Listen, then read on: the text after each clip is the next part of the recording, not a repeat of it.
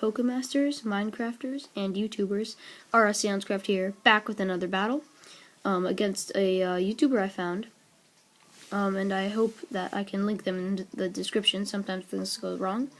But this one is against Cameron, it seems. Yeah, as I said, I'm gonna hope to link them in the description. Alright, so let's look at their team. Besides the Noivern, their team seems to be pretty fast and furious physical. I mean, we've got the Scizor, we've got the A.K.A, and the Mawile with Sucker Punch flying everywhere could be a really bad thing. So we've got to watch out for that.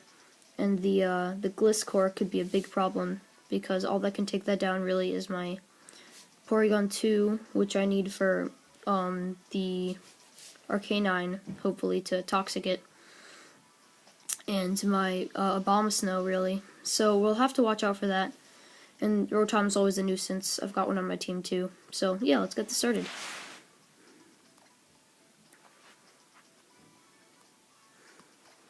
Alright.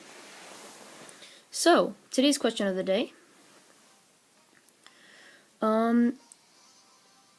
What is your favorite shiny sprite in X and Y?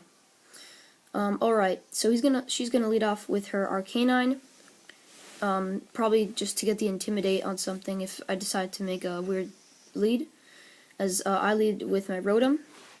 I go straight for the Volt Switch, knowing that she probably wouldn't go into her Gliscor, in case I wanted to go for the Hydro Pump, as she switches into her own Rotom, getting hit with the Volt Switch, getting a decent chunk of damage. As I switch into Thunder, she gets Buffeted by the Hail, which is good to counteract the leftovers. As I am hoping that if she has the Will-O-Wisp, I'm going to scout for that by going for the Protect.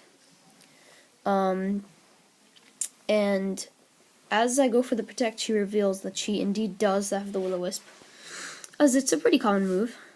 I'm hoping for a Mist next turn, so that my next Wood Hammer won't be powered down. But it is super effective, so yeah, it's going to be extremely powerful. So I'm hoping the Will-O-Wisp misses. It does not, unfortunately. Thunder gets burned, but really this is the only thing I have to take on this pesky little Rotom.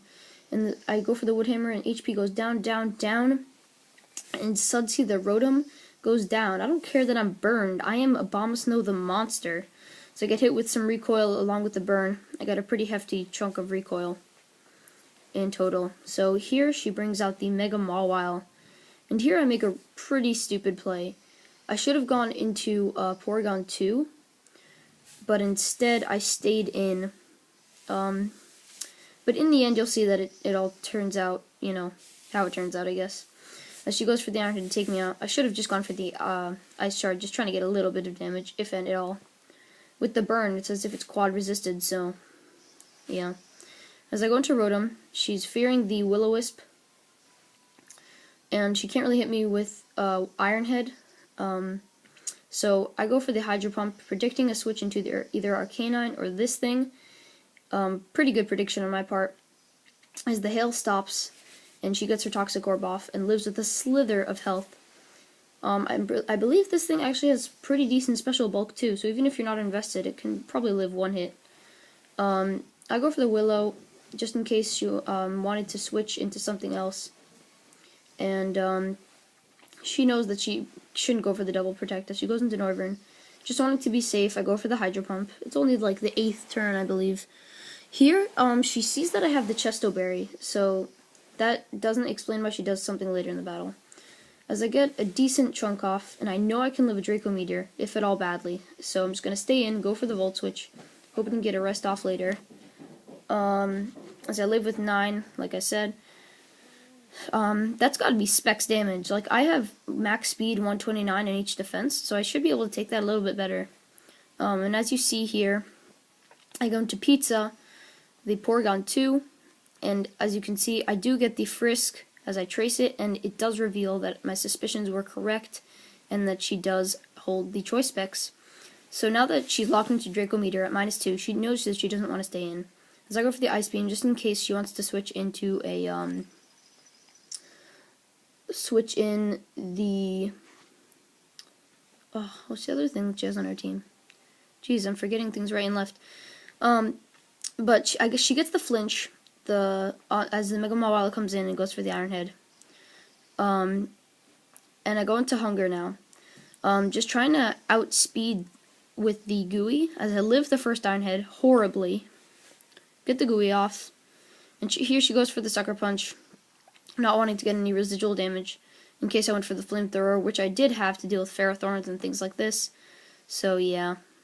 Honestly, I think in order to get rid of this thing faster, I should have just gone for the... should have sacked this thing first, this Porygon 2, and then I could have finished it off with the Goodra. But it is what it is, as I go for the Thunderbolt, hoping for the Para or the crit, as she just finishes me off with another Iron Head. I'm not bold, I'm calm, with 129 in HP and special defense, and the rest in max defense.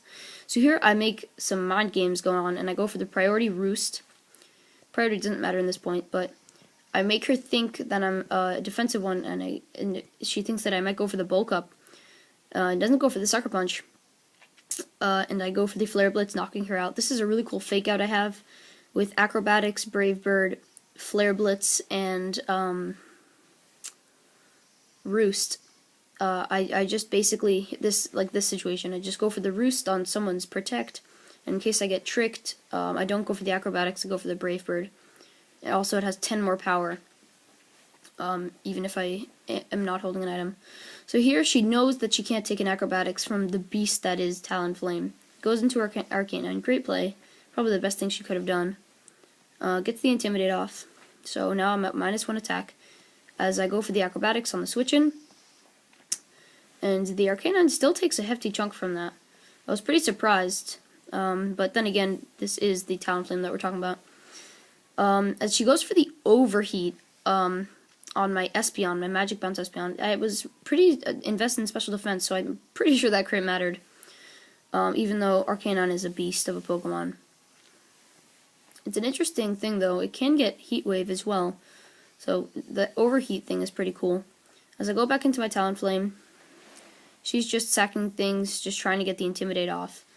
As I go for the Acrobatics on the switch-in, and she sacks her Noivern, take that out. And I'm looking pretty good here, or pretty bad here with my Rotom and my Talonflame. It's at -1 attack, and I have a Rotom with 9 HP, so things aren't looking so good. I go for the Acrobatics, and she goes for the Overheat, and I'm frail, so even though I resist it, it still does crazy amounts of damage. With the resistance, it's a 70 power move, so you really gotta think.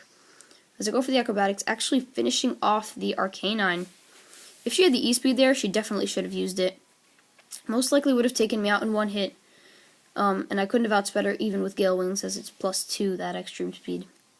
But here, as she goes into her Gliscor, I go into my Rotom, and here is the key play. I avoid the Toxic. Now, because I don't have leftovers, I don't get recovery to negate the Toxic, so that Toxic would have killed me, and I wouldn't have been able to get the rest. Now, I don't understand why she didn't go for the knockoff or something here, because I know she had it due to a battle we had before. And she knew I had a Chesto Berry due to her Frisk. So, unless she forgot it or just made a misplay or misclick, I really don't know what she was thinking there.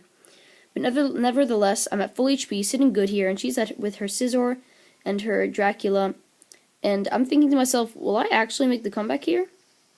So here, I get the Hydro Pump off, doing a decent damage to the incoming Scizor, and then I proceed to burn it. As I know this thing is a Pursuit set, as I said from the last battle. And, I mean, Technician boosted Life Orb, that is some insane damage. It's actually not Technician boosted as it's U-turn, but still, like, Life Orb Scizor, that was half damage, ladies and gentlemen. That is some crazy power. As she goes back into Dracula, her only possible option. As here, she makes a good play. I predict the Protect or the switch, and go for the Volt Switch. Now I go for the Hydro Pump, and here she should have gone for the Protect. It would have been a much better play. And I'm actually able to take out Dracula the Gliscor. Great thing.